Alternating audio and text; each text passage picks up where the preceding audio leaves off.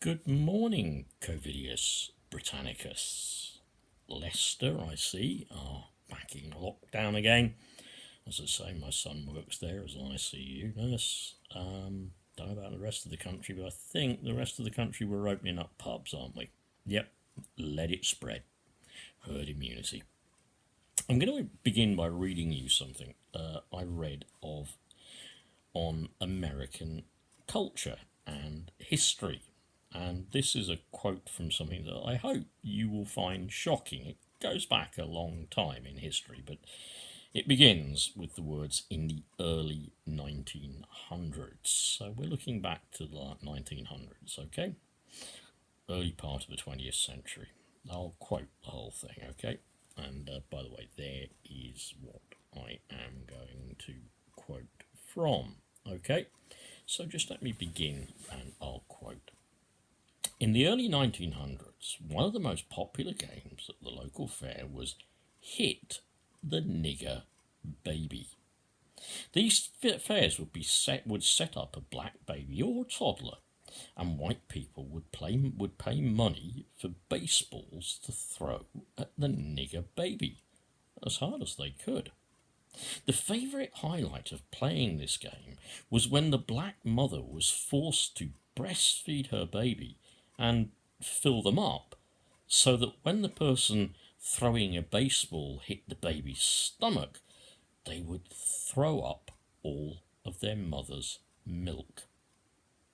The crowd would cheer at the hit to the stomach of the baby, and the person would get a prize. Many would have been just done worshipping Jesus at their church, and then they heard over the fair, many would have been just done worshipping Jesus at their church, and then head over to the fair to hit the nigger baby. There you go. And I checked that with Snopes. That's absolutely valid. Yeah, that is valid. That is true. That happened. Yeah?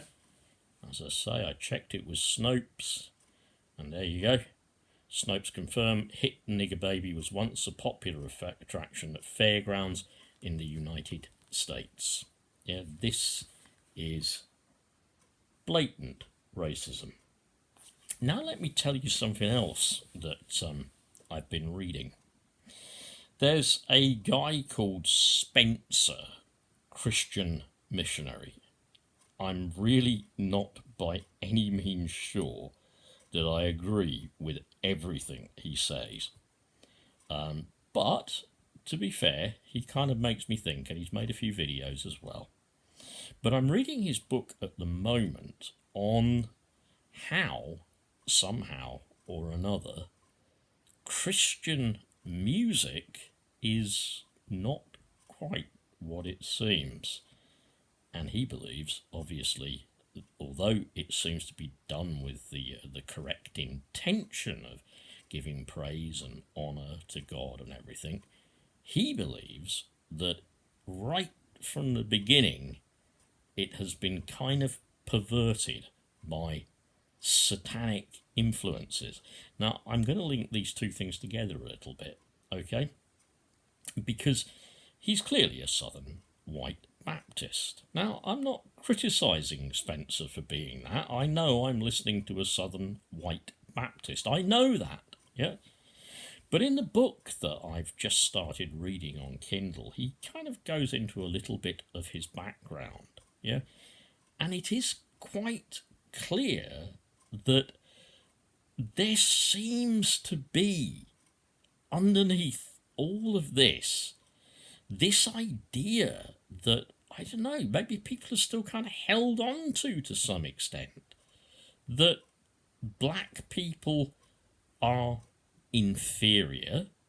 They were heathens when they were transported to America and to Britain and whatever. They were heathens, yeah?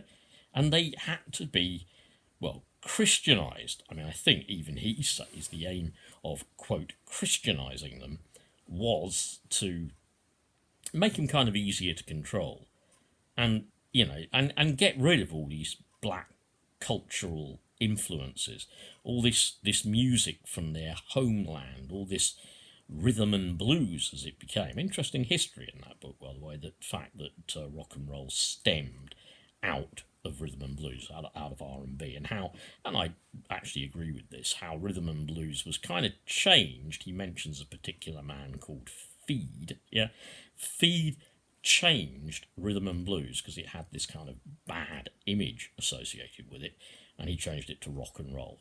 Yeah, so R&B became R&R. Well, talking of Black Lives, yeah, I didn't go to Black Lives Matter yesterday, but indeed they do. And the demonstration, or at least the vigil, was here in Great Yarmouth.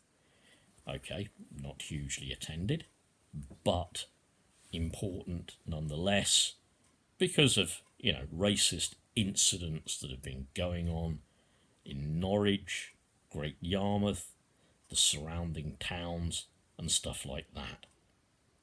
Let's move forwards again. Oh, one thing you will be pleased to know, that as lockdown is kind of reimposed in Leicester, because obviously in Leicester they're probably not going to have to go to the DWP, but benefit sanctions restart from Wednesday as Tories refuse to extend ban. There you go. As of Wednesday, yeah, you are going to be sanctioned if you're 2 minutes late. You're going to be sanctioned if you're unable to attend because you broke a leg. You're going to be sanctioned if you had a fit on the way to the appointment. You're just going to be sanctioned, yeah? Doesn't matter about coronavirus. They'll have socially distanced queuing. Okay, it'll be socially distanced queuing. You'll be fine. Yeah, there you go. So what happens on the 20? What? Yeah, just another point that's just a bit historic here. Is on the 23rd of March we had 74 deaths. Yeah, this person says, Tony, we had 74 deaths, and you didn't leave your homes. On the 23rd of June we have 171 deaths. We open the pubs, and it's your patriotic duty to get, well, shit-faced. We know that. Yeah, it's your patriotic duty, okay? What else can we find in here? I love that. Isn't it ironic that some people can breathe in this, but not in this? Talking about white racism, the Southern Baptists. Now, for one moment, I'm not calling all Southern Baptists white racists. That would be an absolutely lie. It would be absolutely lying. It would also just be wrong. Okay. And here's just Jacinda here's Jacinda Ardern saying, economic growth accompanied by worsening social outcomes is not success. It is failure. Yeah, I agree completely. Some economic growth, but hey, who's going to pay for it? Sod the poor, sod the people unable to feed their kids. Sod that lot. They're going to pay for it. And by the way, in poorer areas, there is a higher incidence of COVID. Yeah. So if you happen to, it says on here, if you're in Leicester and you think you've got COVID-19, are you still allowed to drive to Durham? You're still allowed to drive to Durham with your family, right? Well, yeah, of course you can. Yeah.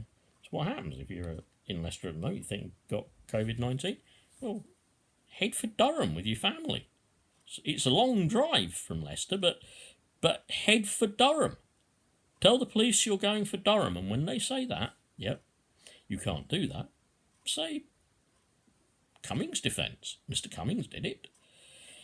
Absolutely, once again we see, and this is kind of incidental, but I have been talking about racism and stuff today, and I have been also talking about how the Labour Party is no longer an effective opposition. Anti-Semitism used as a weapon by Margaret Hodge. Yeah, Margaret Hodge. The IHRA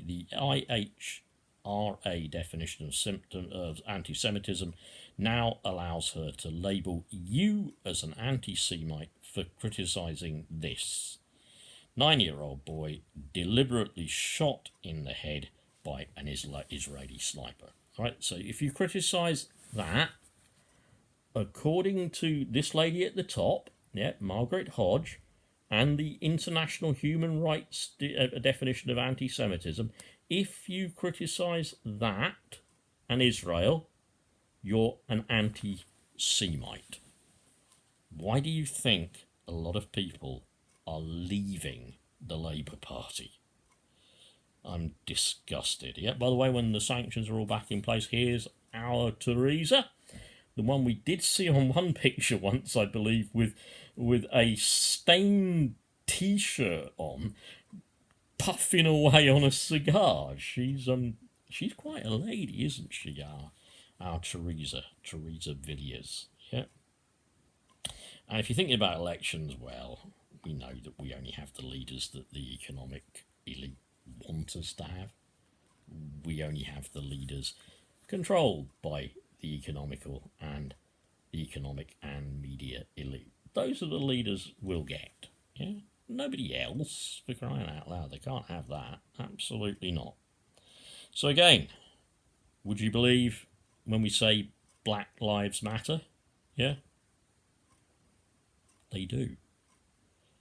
People who have lived with a history in past generations of that. That happened. I'm very, very sure there are many racists in Great Britain who would happily see that happen all over again. In fact, they're probably hoping that it will. Yep. And don't forget, we are ruled by dear old racist Boris Johnson, who talks about, I believe, pickaninnies with watermelon smiles. Hear me just saying the phrase he uses? Pickaninnies with watermelon smiles, apparently cheering for Her Majesty. Just let those words sink in and look at that. Bye.